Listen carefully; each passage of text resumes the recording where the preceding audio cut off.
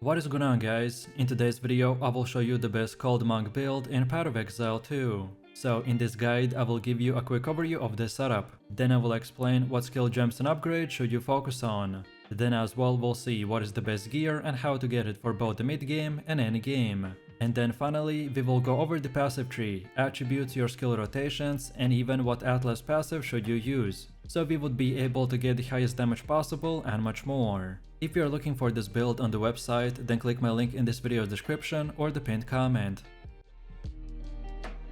This setup's main focus is to lock down your enemies with quick freezes that last a long time. Even bosses are vulnerable to being frozen, and we can just lay down insane amount of DPS while they're stuck doing no damage. Your main gameplay loop will revolve around using the Ice Strike to close the gap between the enemies. Then drop the Tempest Belt to help you do more damage, and then activate your Charged Staff, Ice Strike and the Shattering Palm. If you're looking for the most powerful monk build that freezes and builds upon insane attack speed and cold damage, then this is the one for you. So let me show you the build, and for the main class I have chosen to go with the monk, and our ascendancy is the invoker. Then for the first skill we have the Ice Strike with support gems such as the Cold Infusion, Martial Tempo, Crescendo, Primal Armament and Inspiration. Then second we got the Shattering Palm with Execute, Blind and the Ice Bite. Then next we got the Herald of the Ice with Magnified Effect, Cold Mastery and Elemental Focus. Next we have the Ghost Dance with the Fast Forward and Clarity. Next up we have the Charged Staff with the Perpetual Charge, Persistence and Maim. Then for one of the last ones we got the Unbound Avatar with Fire Mastery and the Lightning Mastery. Then next we have the Charge Infusion with no support gems. Next up we got the Tempest Belt with Rage, Heavy Swing, Glacianation and Overabundance. Then for one of the last ones we have the Wind Dancer with Culling Strike, Cannibalism and Vitality.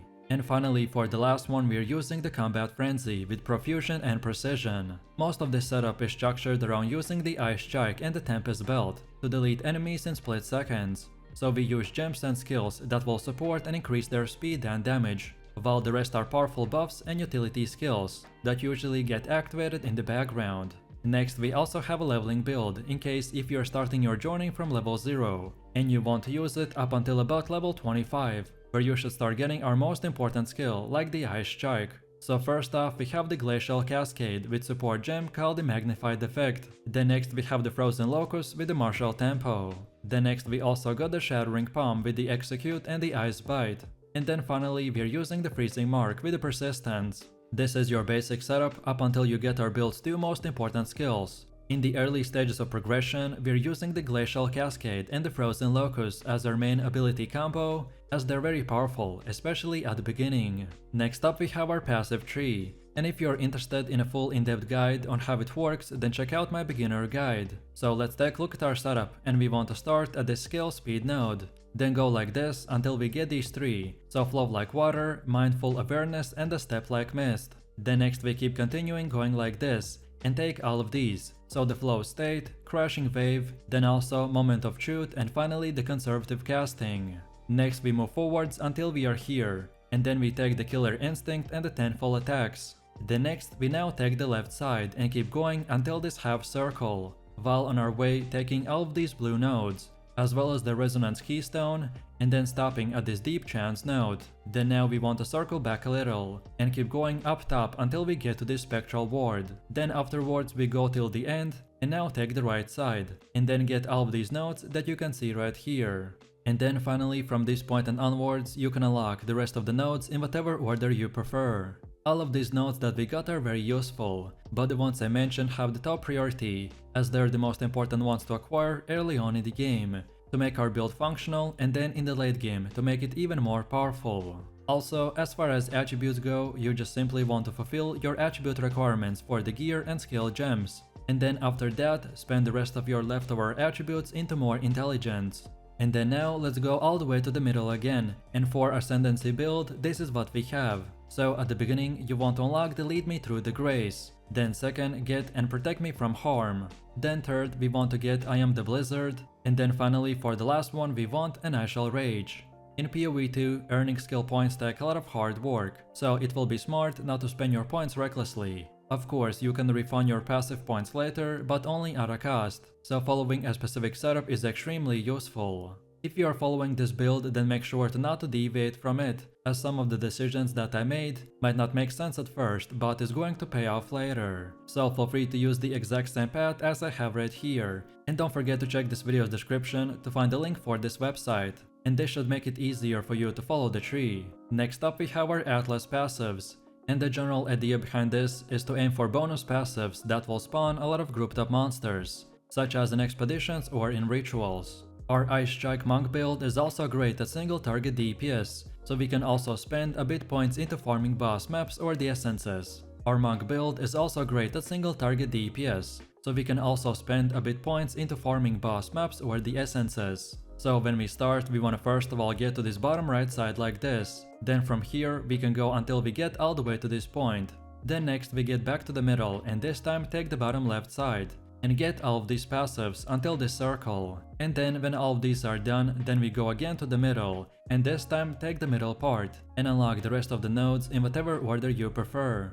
Next we have our gear. The weapon of our choice is the Expert Slicing Quarterstaff with the bonus stats like the increased physical damage, adds more to physical damage, more accuracy, increased crit chance and attack speed. Then for the helmet we have the Expert Veiled Mask with evasion and energy shield. And for extras we want more increased evasion and energy shield. Then also max life and mana. And finally any type of resistance like fire or cold. Then for chest we have the Expert Scalper's Jacket with evasion and energy shield. And for more we want evasion rating, max energy shield, reduced attribute requirements and chaos resistance. Then for the belt we have the utility belt with 20% quicker flask recovery. And for bonus stats we want max life, cold and lightning resistance. Then for the gloves we got the advanced spiral warp with max life, evasion and energy shield, increased attack speed and fire and cold resistance. Then for boots we're using the Expert Frayed Shoes with evasion and energy shield. And for more we for sure want the increased movement speed, then also max life and mana, and if possible then lightning resistance. Then for our first and second ring we got the same one, so we are going with the Amethyst ring, as its base stat gives chaos resistance, and as chaos resistance is not that easy to get, so this is the best place to get free resistance. And then for more we want accuracy, more dexterity and more intelligence. And then finally for amulet we got the Azure amulet with increased mana regen, and for more we need accuracy, plus more levels to all spell skills and cold or lightning resistance. No matter which gear you choose, just at least try to get 75% resistance cap on all 4 elements. This is the starter setup, which should be more of an example of what stats and prefixes to look for. The next we have the runes. During early item progression, most gear is socketed with resistant runes, like the Desert Rune, Glacial Rune or the Storm Rune. However, once your elemental resistances have been capped and elemental resistant runes are no longer necessary, then you want to opt in to increase your maximum life with body runes or consider socketing a soul core. So for our setup, on the weapon and jacket we have the Iron Rune, then on our gloves we got the Storm Rune, and then lastly on our mask and shoes we are using the soul core of the Sadie. And as far as getting this gear goes, by far the best way to get better gear in the campaign is to check the vendor in the town each time you level up, as vendors change their offerings based on your level, so this is the best way to find upgrades. And then after level 65, you just want to keep continuing repeating your maps until tier 16. And again, for more in-depth tutorials, check out my gearing guide video. Then on top of this, we need to quickly look into the charms.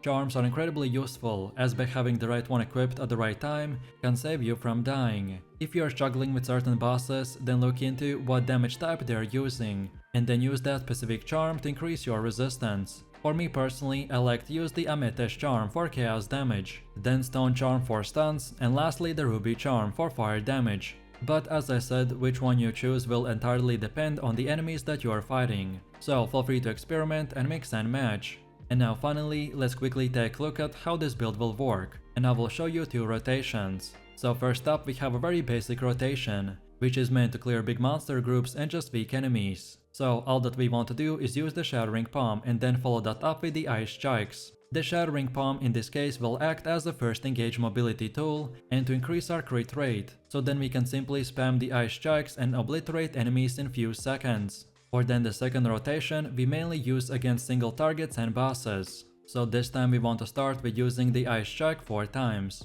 Then next we use the Tempest Belt. Then afterwards 4 more Ice Strikes. Then Charge Staff. then again one more Tempest belt, and now finally you can keep spamming the ice strikes as much as possible. The main idea behind this is to use the Tempest belt as a buffing tool, because it gives us a lot of damage and some extra attack range buff, so then we can use our ice strikes and the charged staff as our main DPS skills, and then just rinse and repeat.